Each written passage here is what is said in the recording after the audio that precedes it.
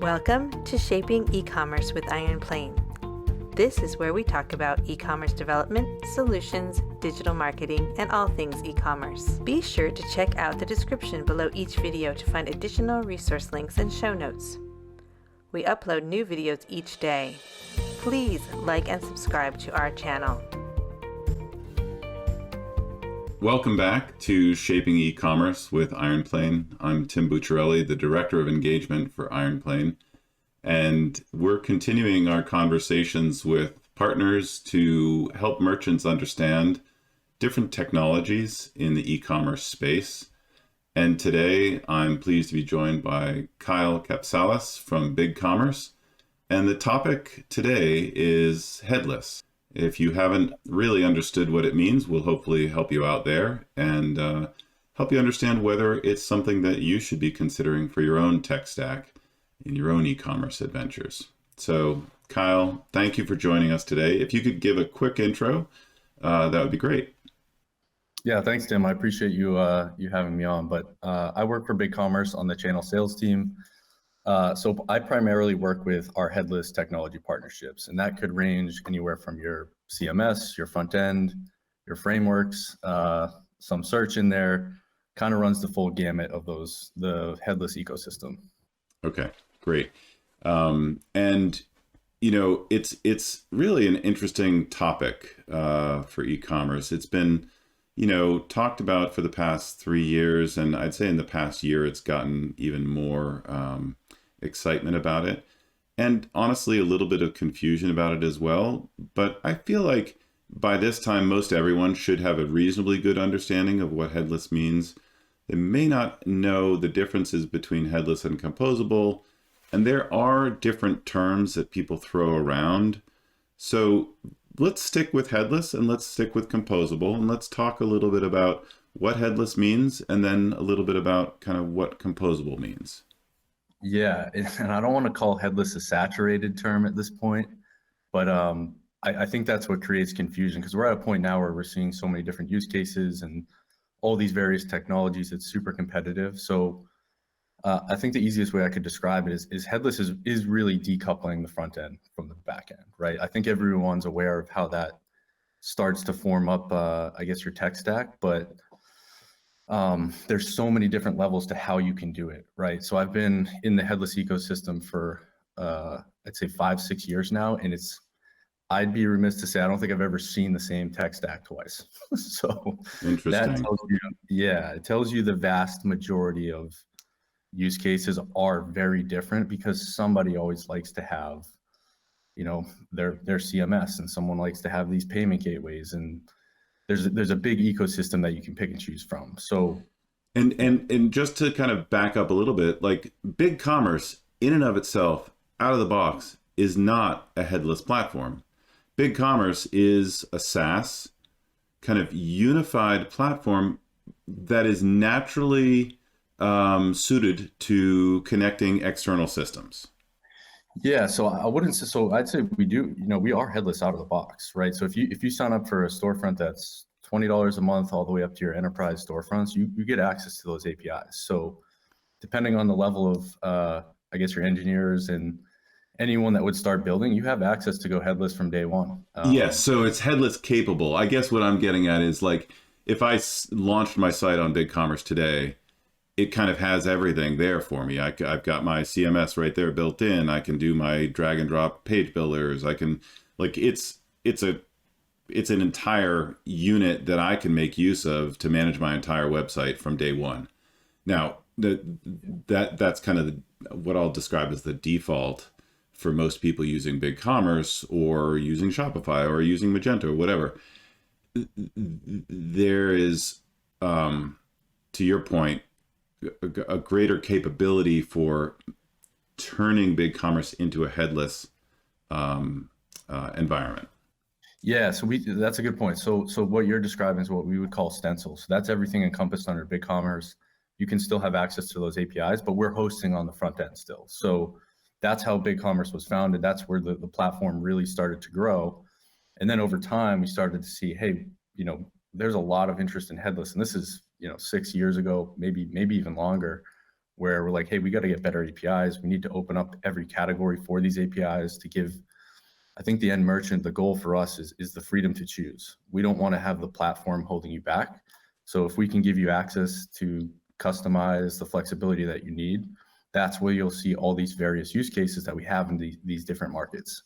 So when we talk about headless and composable, maybe touch on kind of what's the difference? Are they kind of the same in some ways? Does one contain the other? What's your feeling? How would you explain that?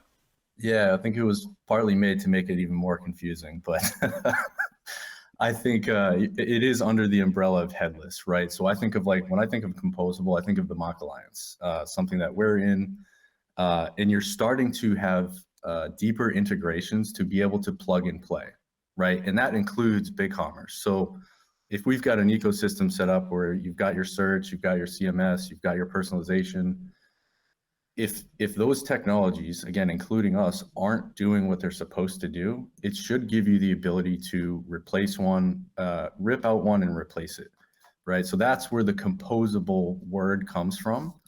And we're getting better and better as technologies of having accelerators, having the ability to connect to these large enterprise CMSs very quickly.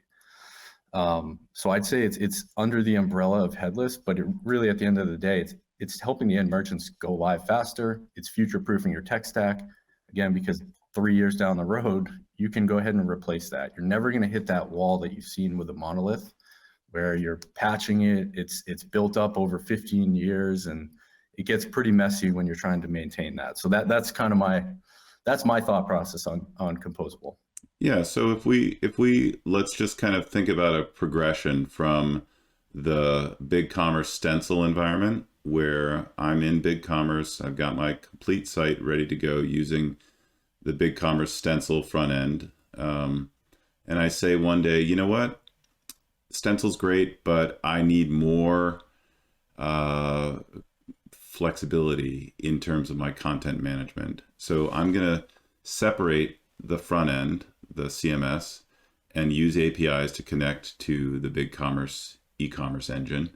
And I use, let's say, a different CMS on that. Okay, so then I'm good. And we can talk about different technologies that can be that CMS, but then I feel good. Now I've got more flexibility in my front end. I can manage my back end without necessarily impacting each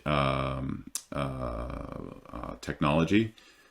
And then I say, you know what? The search functionality, I need something a little bit different. I need to be able to customize my search functionality. So I grab like an external search provider.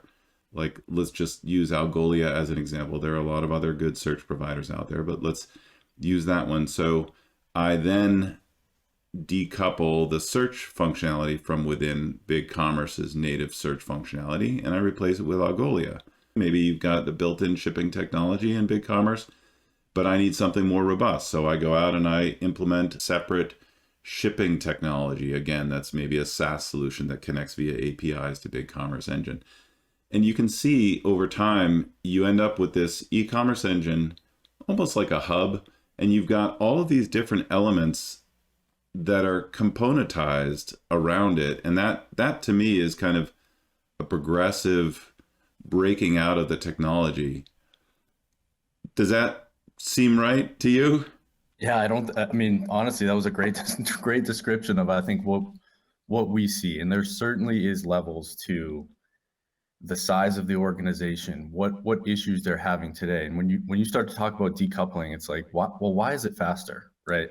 Why is it faster to go headless? And the reason for that is because you're configuring this ecosystem in a way where you don't need to call everything at the same time. You can start to send products in certain areas so that it doesn't have to go through the whole catalog to pull it up, right? So when you're decoupling, you're really configuring, let's say, the front end of where you need those products and when you need them. That can be on your desktop, mobile, in-store, however you're trying to portray that in that specific use case. That's why it starts to be faster, right?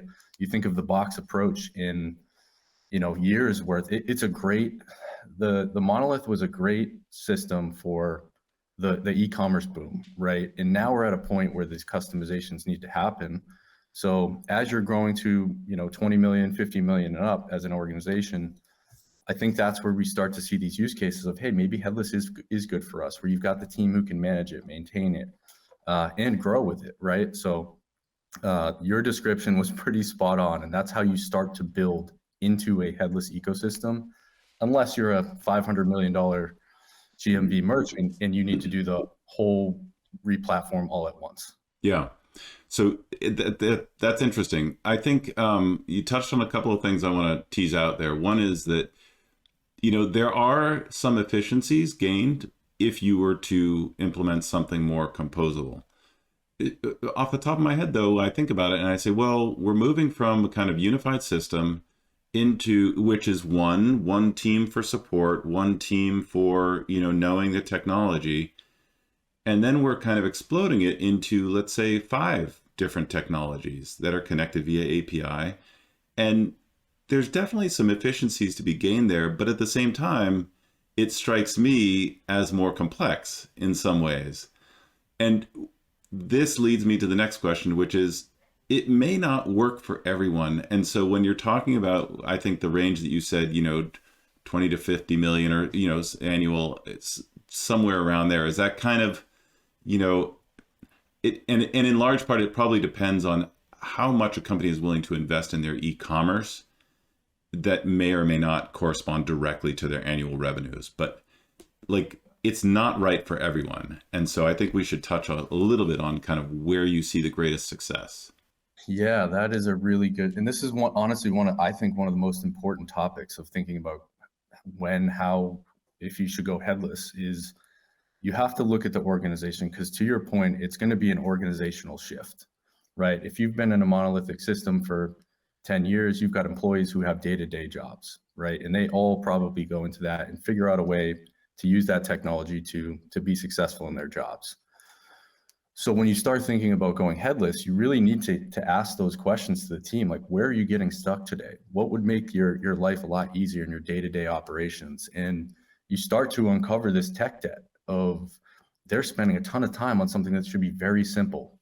Then you start to say, okay, well, what would you use that extra time for, right? And you start to build almost this cost benefit analysis, but also getting to the people that make the company run. And that's where you're starting to say, okay, this is where you're going to start to have to think about going headless. And really where that, to your point on the GMV model, typically it's just, we start to see a better use case for the higher upper echelon of enterprise, because you've got full design teams, you've got full marketing teams that each of them have breakdowns of what they do in their day-to-days, engineers who need to be successful. And usually headless is pretty technical because the engineers are the ones that are constantly getting stuck, right? So the best approach I can say is, like, we love going on site and having these conversations, because we can book out a full day and say, hey, bring your marketing teams in, bring your engineers in.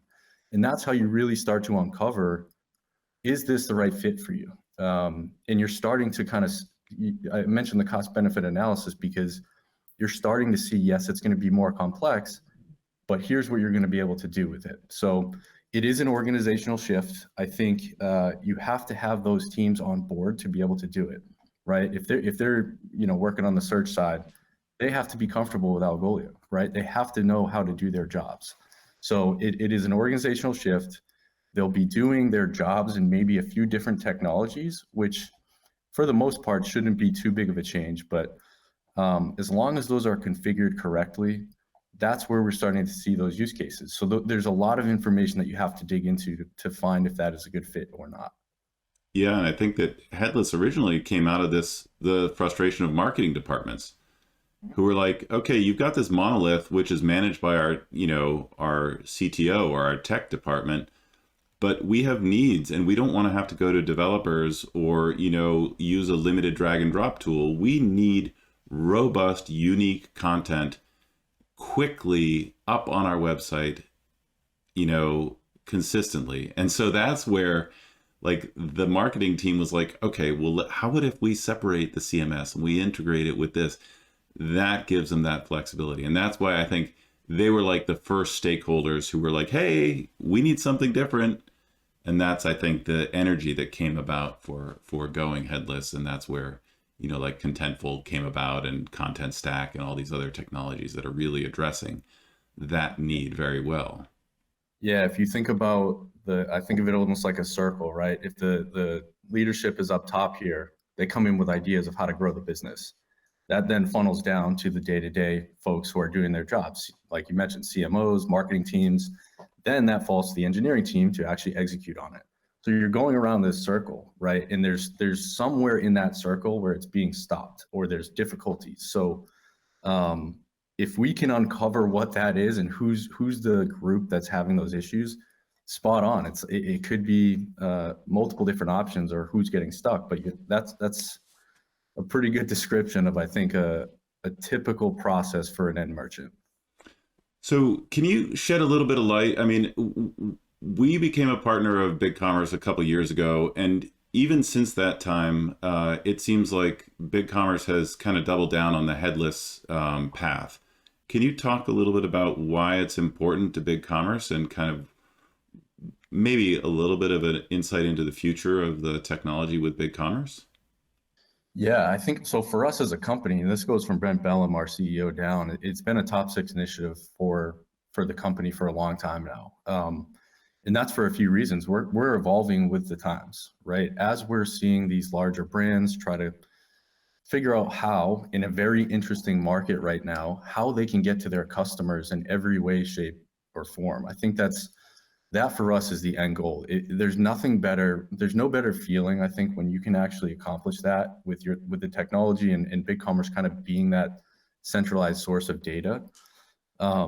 So for us, obviously, we're trying to grow our customer base, and for us to be able to do that and win in the enterprise space, headless is where it's going to be. Very rarely, I don't think you'll ever hear BigCommerce say we try to be the best CMS out there, right? That's not something we put out in the market, but we do work with the best CMS out there, CMS providers out there that put all of their research and development into being the best CMS out there. So when you start to patch that up, really it's for the end merchant for us. And it's making sure that, again, we're not the ones holding them back from being successful, growing their business year over year. And if we can continue to do that, I think we're going to see another evolving, opportunity happen. Like it's just constantly changing. And it seems like you guys have designed the systems from day one. I mean, you guys coined the term open SaaS. I think you guys coined that term, open SaaS. You've always been interested in helping merchants select best of breed technologies and linking them to BigCommerce rather than the Shopify approach, which is typically much more of you play within our green box or you go somewhere else, or you're going to pay a little bit more to, connect your best of breed technologies to our systems. That's a very superficial understanding of the differences, but it does seem to me that BigCommerce philosophically has always been charting that path of openness and connecting different best of breed technologies. With that in mind, can we talk a little bit about some example tech stacks that you've seen in the BigCommerce composable or headless or decoupled world? Yeah, and we do try to stay best of breed, freedom of choice, open SaaS, right? We want the end merchants to fit to the ecosystem that's most apt to make them successful. So I think of it in the easiest terms possible, right? If you go headless on BigCommerce, what are the components that you need? One of those is going to be a front-end hosting provider. We don't natively offer that, but we work with the Vercells, the Netlifys, the Vue storefronts. Apologize if I'm missing anyone in there, but there's a plethora of them that you could choose. AWS, Google, so many different options, right? So there's partners that we can put into that category, or if their engineering team has one that they prefer, that's okay too. But we know that there's certainly levels to that. So I think of, okay, you're going to need a front end. That's one component of making you successful. We've got accelerators with Vercel, Netlify, all those ones that I mentioned. And then for the most part, you're going to need a CMS or a PWA, something that's going to really drive your team to customize the front end and the UI, the UX, design it. So you're going to need a CMS. We work with the full gamut of those, I think, enterprise CMS providers, the PWAs, where Content Stack, Contentful, Amplience, view storefronts. There's certainly levels to that conversation though, right? We need to understand a little bit about the business. We need to understand a little bit about budgets and things like that to make those recommendations. And that's why they're never the same because there's a lot of competition out in the market. And then I think that last quarter category, DXP, personalization, where we've got uniform, we've got I think a few different partners that start to fill that ecosystem. So those are the key components. What are you going to use in the front end? What are you going to use for your UI, UX, and hosting? And then you can really start to build out your stack from there. For any of the technologies that I've mentioned, for the most part of my job is making sure that we do have accelerators or demo storefronts, things like that. So for anyone that I'm mentioning, if there's interest, they're out there. They may be hosted on our side or theirs, but they certainly exist in the wild. So if we've got a merchant who's on BigCommerce today, and let's say they're using the existing stencil setup, and they're growing quickly and they want to move forward and they see bigger growth in the future, and they think that decoupling the CMS front end is a really good next step. Can you talk a little bit about kind of the considerations they have to make as they consider that move? Yeah, and I think the first question I would ask them is what's not working today, or where are you trying to improve? There's something to uncover, and it's different, I'd say most of the time. We try to get repetitive use cases and things like that, but there's a problem, right? So what's the issue today? How big of an issue is it? What would it bring you in terms of revenue if you could fix it? That's when you start to say, okay, well, speed is actually killing them. They've got all these different areas where customers can convert, and the only way for them to be successful is by a headless ecosystem. So there's an issue in there, uncovering the issue, and that's where we start to have the conversation of graduating to a more headless style build. And so let's say they've decided, like, we know that this is the direction we want to go.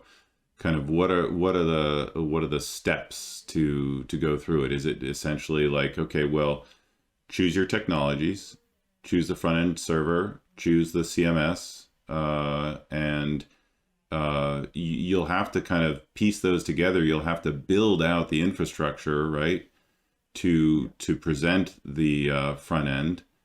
And then is that kind of what you do first? And then at a certain point, you become ready to decouple and then reconnect. Is that more or less how it would go? Yeah, so there's certainly levels to these partners, right? So depending on, I mentioned revenue, I mentioned all these things because it does matter, right? If we've got there's use cases we have that do, 5 million online, and they're better app for headless. And there's certain partners that fit in that category because of cost, because of feature, functionality set, all those things roll up to who might be a good recommendation for them. Luckily, we have agencies like yourself to help us in those conversations, right?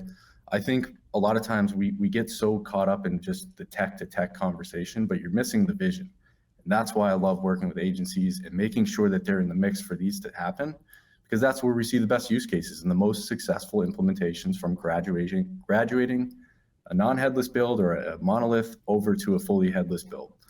And that for me is so important, because sometimes we'll hear, hey, we're going to build it in-house and we're going to use the people that are also maintaining the current website. That is not a great recipe for success. Yeah, so it depends, and it depends on your end goals, your technical capabilities, your financial capabilities. And I guess what I'm hearing is that there are different levels that businesses can consider when they need to move in the direction of a more decoupled front end. And some might be a little bit more affordable. Some might be like completely robust and very investment heavy, let's say. But I guess your point is that there are variations on this theme that can meet the needs of diverse businesses. Exactly. And I think the best way that we can help the end merchants is by giving them a little bit of optionality, right? We try not to just give them one search and merge provider. We try to give them a couple options, and maybe they're different levels, so that they, at the end of the day, they can decide, and it's not really us having to make that decision for them. That's one of the most important things in my opinion, of moving to a headless build. Let the partners and the technology partners that we work with pitch their product, right? We can get them started, give them the elevator pitch and how they price, things like that. But they're the experts at selling their own solution the same way that we are, right? So I think you have to open up those conversations and just make sure like we're funneling the right partner relationships to them in coordination with the agencies, right? So if they're like, hey, we can't do the build, can you introduce us to a couple agencies that might be a good fit? It's the same conversation that we would have from a technology perspective. Yeah.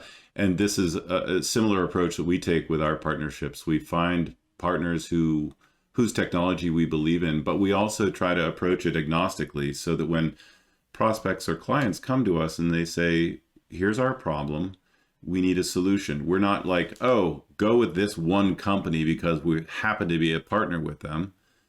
Instead, we kind of lay out, well, here are 3 vetted technologies that we've partnered with, and it's totally up to you. Talk to all of them, add 2 more who we don't even partner with, and find the best technology. Like, that's a core tenet of our approach, is trying to help merchants find the best of breed, but specifically for their needs.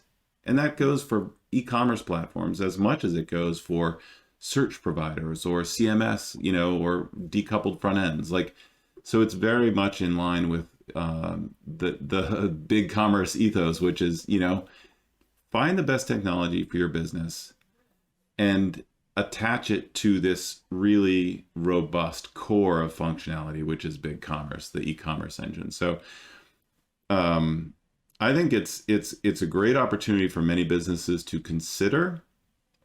And it's totally okay if it's not for you. There's still a great world out there that you can build in your e-commerce environment if you're not even going anywhere near headless. So that's fine too. Should we talk about anything else with BigCommerce and headless? Any kind of new initiatives that you guys are undertaking, or anything that we missed in our conversation?